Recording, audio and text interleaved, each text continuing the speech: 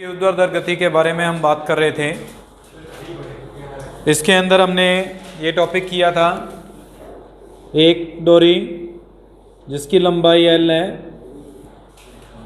और इस पर एक m द्रव्यमान का कण लटकाया गया है। इस m द्रव्यमान के कण के कारण इसकी लंबाई में विस्तार जो उत्पन्न होता है वो हमने इसमें b के बराबर लिया था। उस स्थिति में प्रारंभिक तनाव T0 ये बराबर था लैम्डा b अपॉन L के। ये T0 जो है वो mg को व्यक्त करता है, जिससे बाकी के मान जो थे हमने निकाले थे। उसके बाद में अगर हम O से A के बीच में और इस B से नीचे की ओर C बिंदु तक हमारे पास विस्थापन करवा देते हैं। ये जो दूरी है वो m द्रव्यमान के कारण है, b दूरी है। तो उस स्थिति में इसकी समीकरण जो बनी थी वो md2x/dt² बराबर mg minus lambda into B plus X upon L के इक्वल थे। और इसको आगे सॉल्व किया था हमने।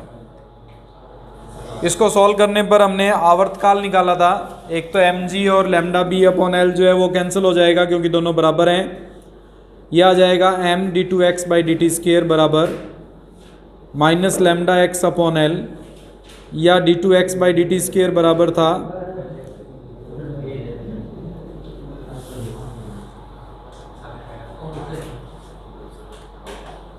Minus lambda upon L M into X के इक्वल। यहाँ से अगर हम सॉल्व करें minus lambda upon L M की वैल्यू निकालें, लैम्डा अपॉन एल एम की वैल्यू, तो जी अपॉन बी बन जाती है, जो minus G upon B into X, जिससे आवर्तकाल निकाला था हमने। आवर्तकाल था टी बराबर 2π/√μ जो बी अपॉन जी के इक्वल था। जब तक तनाव उत्पन्न होगा उस तनाव के लिए हमारे पास जो आवर्तकाल था वो इसको व्यक्त कर रहा है। इसके बाद में हमने इसमें ये पार्ट किया था, फर्स्ट केस बनाते हैं। इसमें C की वैल्यू अगर B से स्मॉलर है,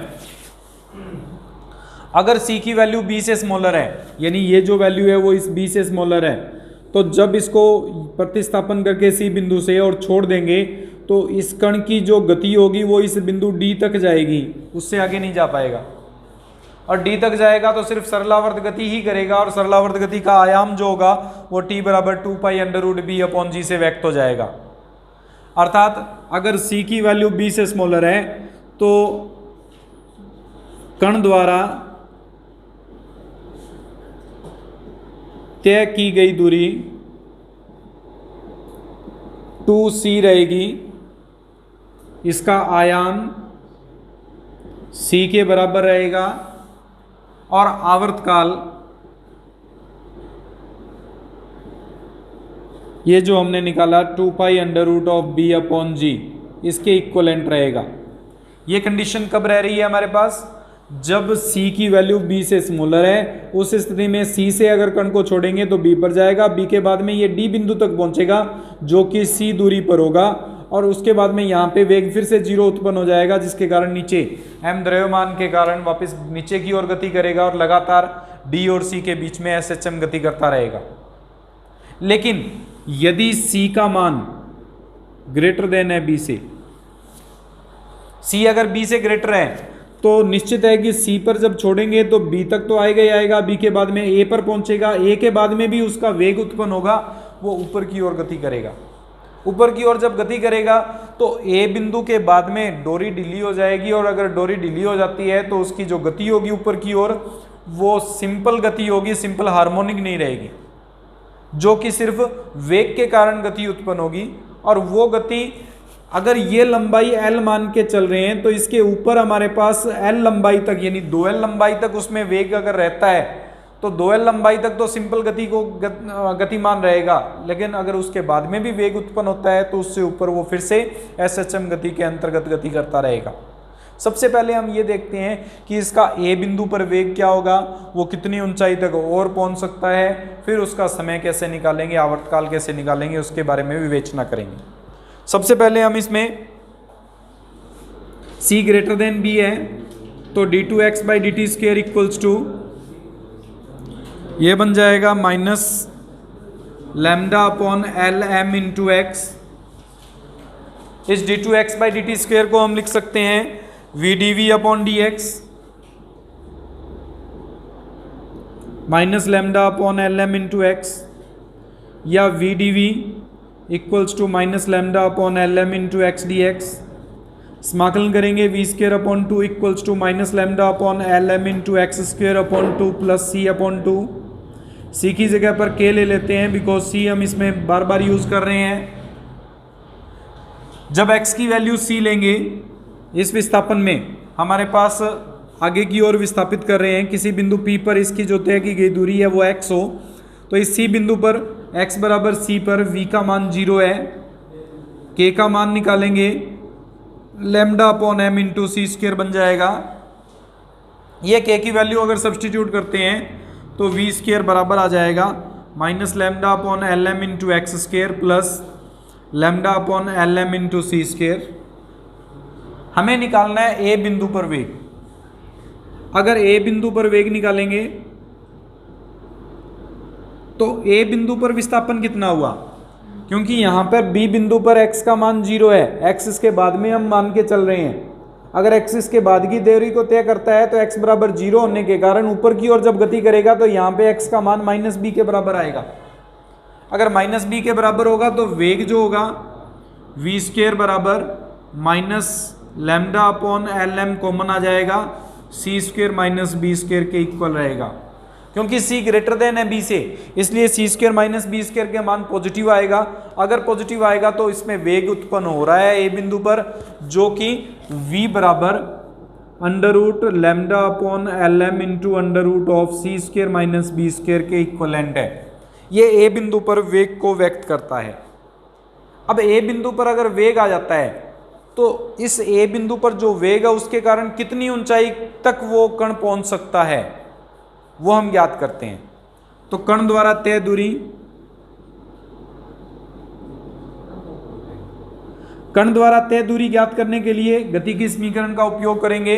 गति की समीकरण थी हमारे पास वी स्क्वेयर बराबर यू स्क्वेयर माइनस, क्योंकि विपरीत दिशा में जा रहा है 2gh।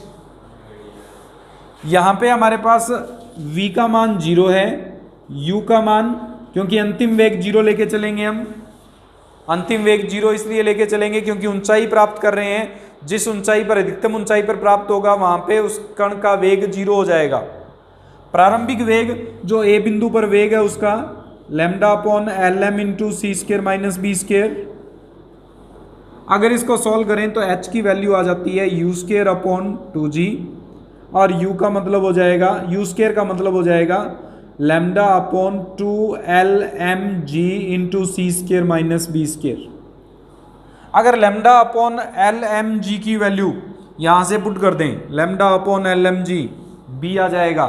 ये वैल्यू अगर यहाँ पे b पुट कर देते हैं तो इक्वेशन हाइट जो बनेगी वो इक्वल हो जाएगी b अपॉन 2 इंटू सी स्क्वेयर माइनस बी स्क्वेयर की।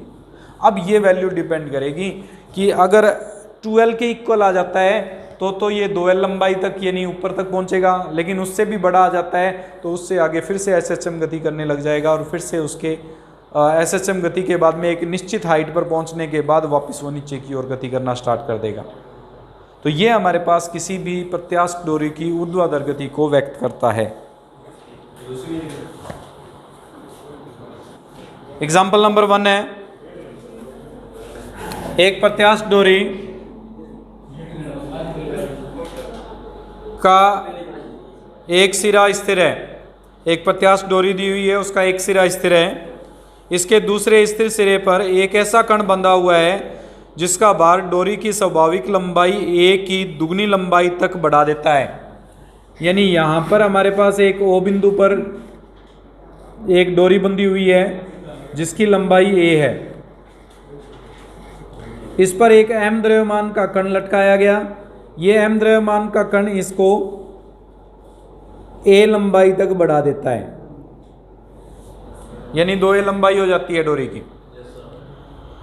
डोरी ऊर्ध्वाधर दिशा में नीचे की ओर इतनी खींची जाती है, यहां से इस डोरी को नीचे की ओर खींच रहे हैं, वो इतनी खींचते हैं कि वह अपनी स्वाभाविक लंबाई की 4 गुनी हो जाती है, यानी यहाँ से लेकर यहाँ तक कुल लंबाई जो है वो 4 गुनी हो जाती है, वहाँ तक खींचते हैं।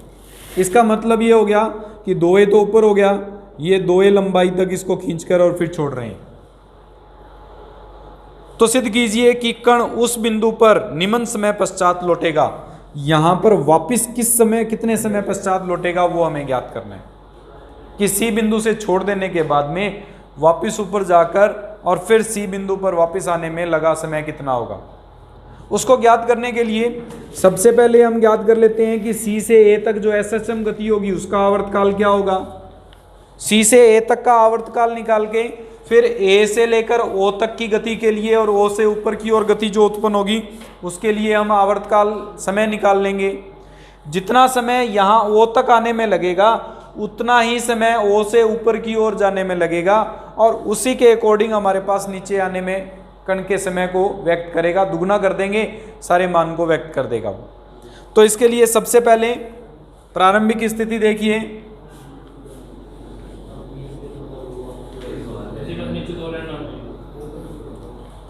इसमें हमारे पास प्रारंभ में जब t0 है तो वो mg के बराबर है, m बार लटकाने के कारण तनाव उत्पन्न हुआ है, और ये जो हुक का नियम है उसके अनुसार तनाव जो उत्पन्न हो रहा है वो लैम्डा a अपॉन a के इक्वल है, अर्थात लैम्डा की वैल्यू mg के इक्वल आएगी प्रारंभिक जो तनाव उत्पन्न हो रहा है उसमें।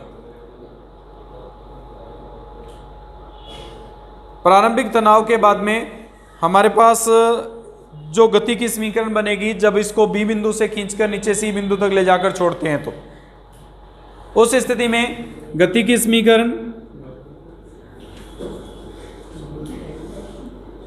M D two x by D T square बराबर एम जी बार माइनस टी तनाव।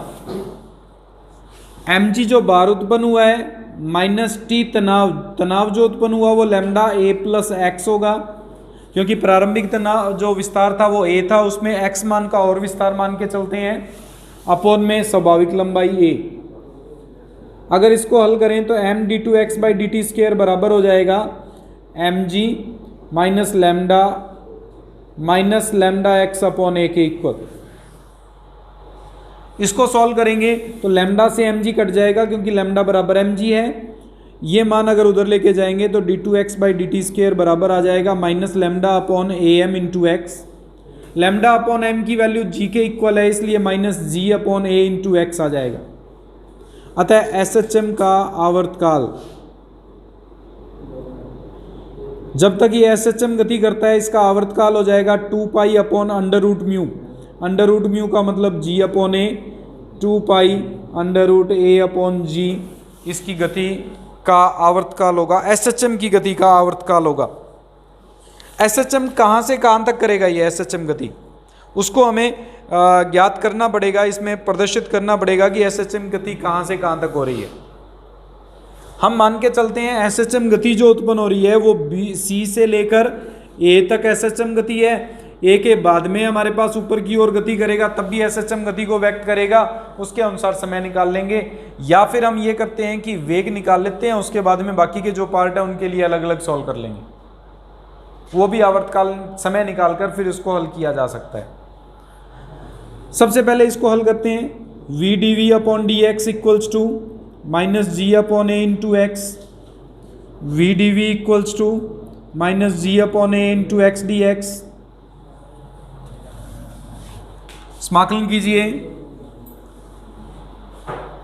अगर समाकलन करेंगे तो वी स्क्वेयर बटे 2 बराबर 2 कट जाएगा, इसलिए लिखने की आवश्यकता नहीं।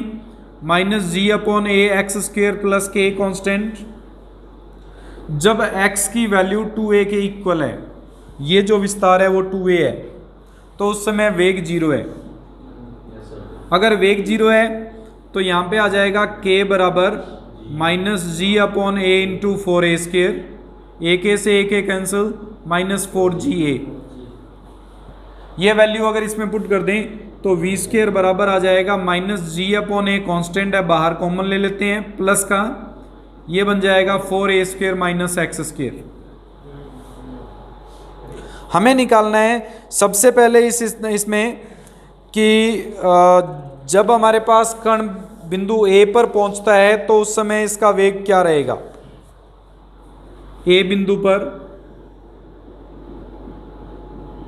वेग वी ए से व्यक्त करें। ए बिंदु पर जब वेग निकालेंगे, यहां पर x का मान 0 है, ये x का मान 2a है, और यहां पे x का मान जो आएगा वो -a आएगा।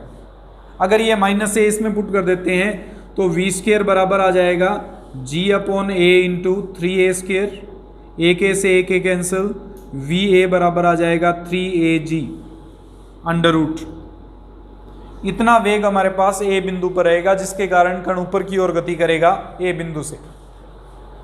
उससे पहले सी से ए तक का समय निकाल लेते हैं। सी से ए तक का समय निकालने के लिए v बराबर under root g/a under root of 4a² minus x², minus का साइन लेंगे, इसको dx/dt लिखें, minus under root g/a under root of 4a² minus x², या dt बराबर अंडर रूट a/g माइनस का dx upon under root of 4a² minus x²। समाकलन करेंगे, ये बन जाएगा 0 से लेकर, समाकलन निकालेंगे t तक, ये हमारे पास c से a तक का समय होगा, और यहाँ आ जाएगा 2a से लेकर -a तक इसका समाकलन। जब इसको हल करेंगे तो कैपिटल T बराबर आ जाएगा अंडर रूट a/g इंटू इसका समाकलन कॉस इनवर्स x/2a, लिमिट आ जाएगी 2a टू -a।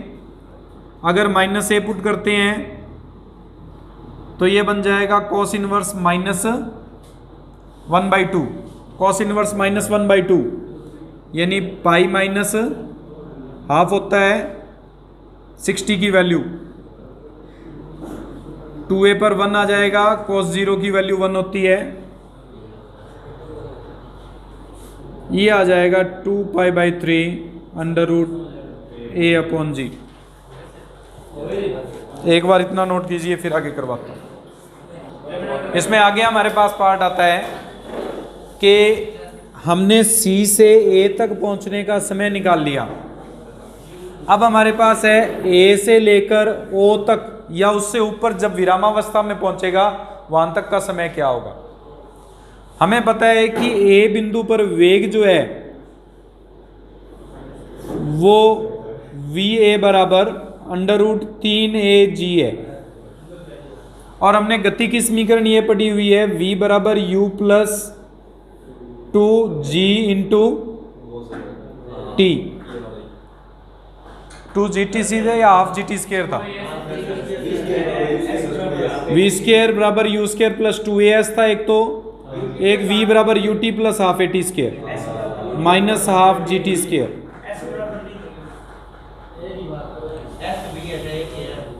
S बराबर था या V बराबर था?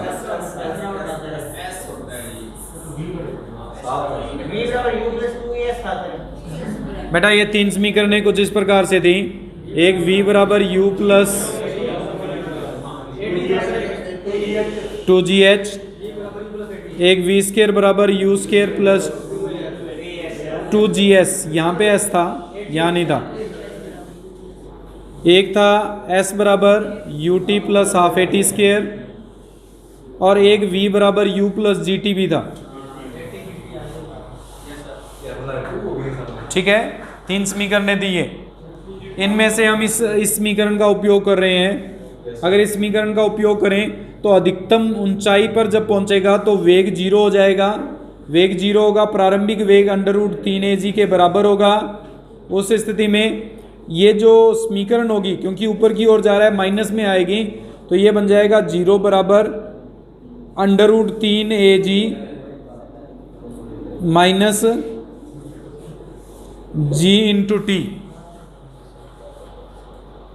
यही बनेगा। इसको सॉल्व करेंगे तो टाइम आ जाएगा अंडर रूट 3AG/G, जिसको अंडर रूट ऑफ 3A/G लिख सकते हैं।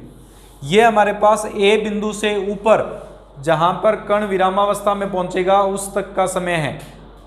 अब हमारे पास निकालेंगे C से A के ऊपर विरामावस्था में पहुंचने का समय। अगर उसका समय निकालते हैं तो वो बन जाएगा कैपिटल T और स्मॉल t का जोड़ होगा, यानी 2π/3 √a/g आएगा प्लस √3 √a/g होगा। कुल आवर्तकाल दुगना हो जाएगा इसका, √a/g कॉमन आ जाएगा, ये बन जाएगा 2π/3 प्लस √3, जो हमें प्रूफ करना था।